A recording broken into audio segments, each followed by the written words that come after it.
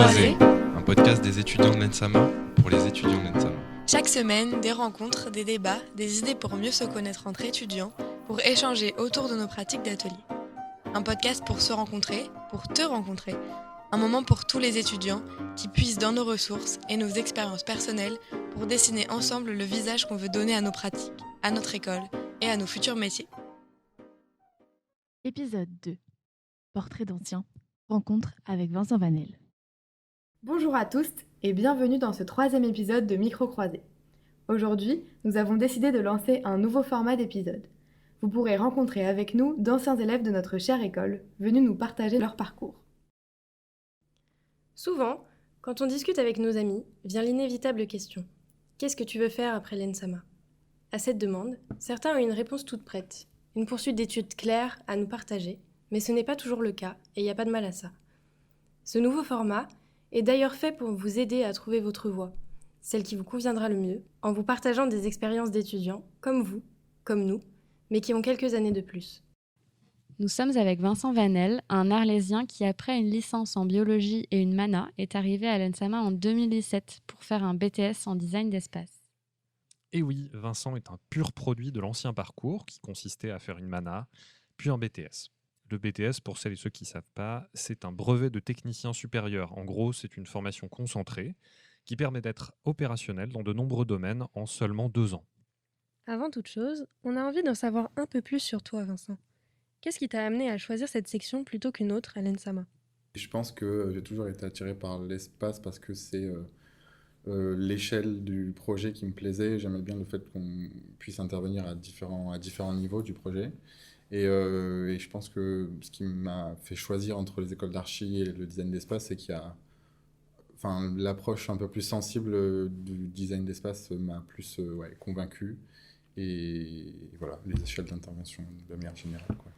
J'ai passé des années très chouettes je pense que c'est une très bonne école qui devrait plus utiliser la richesse de toutes les sections qui y sont. Ouais. Et je suis content du coup de voir qu'il y a des projets comme celui du podcast. Mais sinon, oui, j'ai eu la chance d'avoir de très très bonnes classes. Et donc j'ai passé 2 années de BTS avec une classe super. Et même au niveau de l'équipe enseignante, c'était très cool. Le DSA aussi, c'était très... j'avais un peu peur au début parce que c'est vrai que la section était moins vendue que des sections dans d'autres écoles. Et ça s'est hyper bien passé. C'était hyper préparateur pour ce qui nous attend après, ce qui vous attend après. Et donc voilà, je l'ai très très bien vécu. Ça s'est super bien passé. Ouais. Aujourd'hui, Vincent est en stage de communication chez Bellastock dans le cadre de son année de formation continue non diplômante, l'AFCND. Bellastock, c'est un collectif d'architectes parisiens qui a été présenté à l'école lors d'une conférence le 17 février dernier. Et vu qu'il n'y avait pas grand monde, Vincent nous en parle un peu plus en détail. C'est une boîte qui bosse sur l'architecture expérimentale. En gros, les sujets principaux qui sont abordés, c'est le réemploi, l'économie circulaire. En fait, c'est une boîte qui est née en 2006 à l'école d'archi de Belleville et c'était une asso à la base qui a été montée par des étudiants qui avaient besoin d'expérimenter à échelle 1. Et donc tous les ans, ils ont monté ce festival-là, et puis au final, au fil des années, ils ont questionné plein de choses comme le cycle de la matière, etc. Et puis en fait, ils ont développé une expertise sur tous ces sujets-là, du réemploi, d'où vient la matière, comment on la traite, comment on la transforme, et comment on la réemploie après chantier, pendant chantier, avant chantier, etc. Voilà. Et donc moi, là, je suis en stage de communication, donc je suis stagiaire chargé de com. Ok. Et là, je réenchaîne ils m'ont proposé un CDD, du coup, j'enchaîne à partir du 18 février jusqu'à fin juillet sur un poste de chargé de communication. Je ne savais pas du tout que je voulais faire de la com. En fait, j'ai fait le festival Bellastock l'année dernière. On était pas mal intéressés avec différents potes de faire ça. Et en fait, en discutant, etc., ils ont publié une annonce de stage juste après qu'on ait fait le festival. Du coup, comme je les avais déjà un peu rencontrés, voilà, je me suis dit, allez, on fait de la com. Et du coup, tu es le seul à être allé en tant que stagiaire FCND chez Bellastock. Ouais. Tu as d'autres potes qui sont allés aussi? Non, on était 5 à faire le festival et il n'y a que moi qui suis rentré en tant que stagiaire. J'ai une prof ici de l'ENSAMA qui nous a dit ça y est, maintenant que vous êtes designer, vous êtes diplômé designer, il ne reste plus qu'à le devenir. Ouais. Et en fait, je ne savais pas du tout ce que je voulais faire et la FCND, c'est vraiment une année très cool. La FCND, c'est ce petit onglet quand tu demandes une convention de stage sur l'intranet.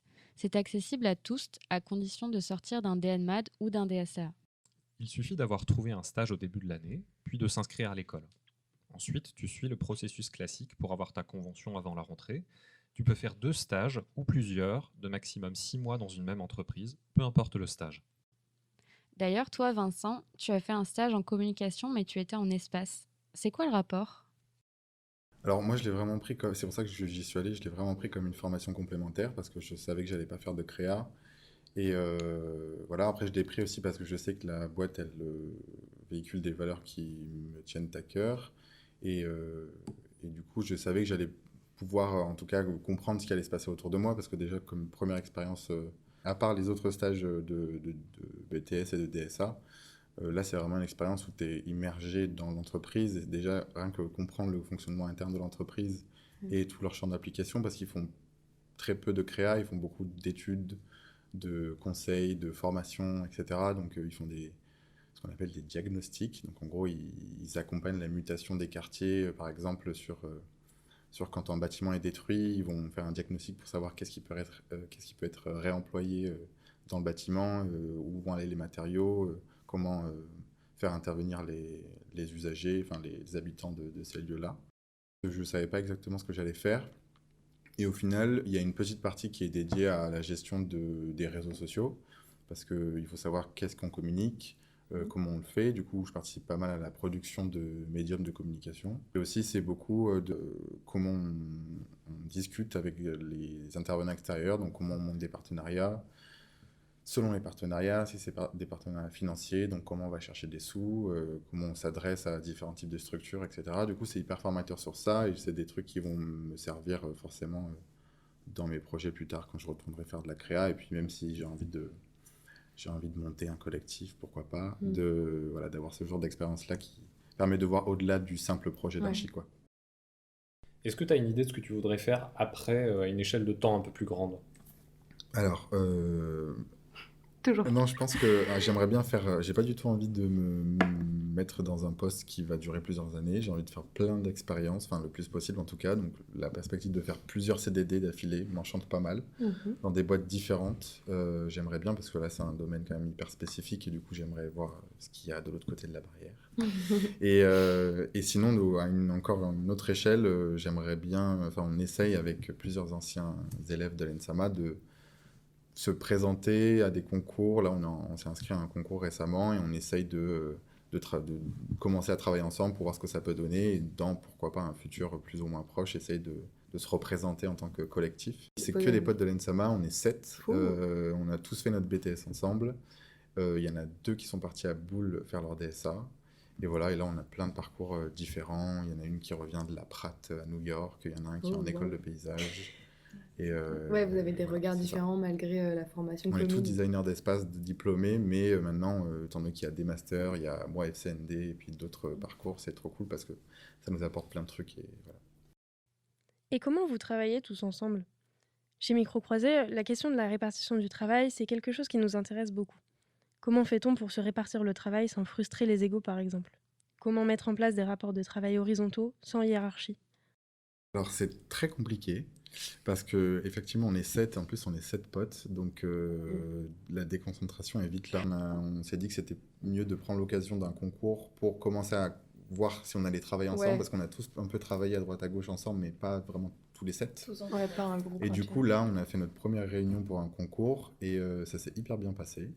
On a essayé de définir des rôles déjà rien que pour la réunion, donc un coordinateur, un transcripteur, un médiateur, etc. Et on a essayé de discuter déjà, avant de discuter du concours, enfin on a lu le règlement du concours ensemble pour voir si tout le monde avait bien compris, si on n'avait pas compris le sujet, qu'est-ce que ça nous évoquait au premier abord comme ça. Mais le gros de la réunion, c'était de savoir comment on allait travailler, quand, quel temps on se donnait, sur quel support on allait travailler, sur quel support on allait discuter de travail, sur quel support on allait stocker nos éléments de travail, nos éléments de recherche. Du coup, voilà, on a commencé à faire un Google Drive, à faire un Slack. pour essayer de compartimenter tout ça et d'être un petit peu organisé. Au niveau de l'organisation, là, ça se passe plutôt bien, mais c'est vrai que là, on n'a pas encore commencé à travailler sur le projet. Donc là, on a des devoirs à faire pour dimanche, la deuxième réunion. Et en gros, on essaie de se répartir pour voir comment on va pouvoir aborder le sujet et surtout comment on va travailler, parce que c'est vrai que l'échelle est toute petite. C'est un concours qui est sur une tiny house de 35 mètres carrés. Et du coup, à 7, ça va faire beaucoup. On va devoir vraiment faire des recherches techniques sur comment ça fonctionne, comment on gère l'énergie de la petite maison, etc. Et du coup, on sait qu'on va devoir très vite se donner des rôles et aussi se donner la possibilité de s'exprimer, mais en même temps la possibilité de parfois poser son veto et dire moi je me suis occupé de ça, c'est moi qui prends la décision, parce que sinon on y passerait... Enfin, on ne rendra jamais à prendre des décisions à 7, voilà, c'est ça. C'est compliqué. Du coup, c'est pour ça qu'on essaye je pense qu'on va essayer de changer de poste à chaque réunion pour pas que ce soit toujours les mêmes personnes. Et voilà, en fait, c'est vraiment de la découverte et de l'expérimentation sur comment on travaille à 7. L'année dernière, Vincent et ses amis ont participé au festival d'architecture expérimentale Bellastock. Et ça leur a tellement plu qu'elles ont voulu le partager avec nous. L'idée a donc germé d'entreprendre un partenariat avec l'ENSAMA. Bellastock, c'est un festival ouvert à tous les champs du design. Il s'agit en quelque sorte de se passer le flambeau, de trouver une dynamique de travail pour repenser nos modes d'occupation des terres, la façon dont on construit et la relation qu'on a avec le terrain sur lequel on s'établit. Bellastock, c'est aussi 4 jours dans les bois, en communauté avec des designers, des architectes, des paysagistes et des artistes. On y réfléchit au paysage, déplace des branches, valorise certaines espèces au profit d'autres. Vincent y est allé avec Léa, Anaïs, Sarah et Alice. Il et elle nous ont raconté les discussions, les mains dans la gadoue, les toilettes sèches, les douches froides, mais aussi les moments de réflexion, la découverte du paysagisme et la sensibilisation aux espèces du vivant. Et franchement, après 30 minutes de conférence, on a tous levé la main pour signifier que nous aussi, on voulait participer. La prochaine session se tiendra cet été, sur le même site que l'année dernière, dans un parc à Évry-Courcouronnes. Le thème du festival sera Soutillé, et vous êtes tous invités à y participer. À noter qu'une participation financière vous sera demandée. Si vous souhaitez plus d'informations, vous pouvez vous rendre sur le site bellastock.com, et si vous souhaitez contacter directement Vincent, vous pouvez le joindre sur son adresse mail vincent.vanel@ensama.net. On le remercie chaleureusement d'avoir participé à ce second numéro de Micro Croisé. Et la prochaine fois, on se retrouve pour parler de l'association Matière Singulière.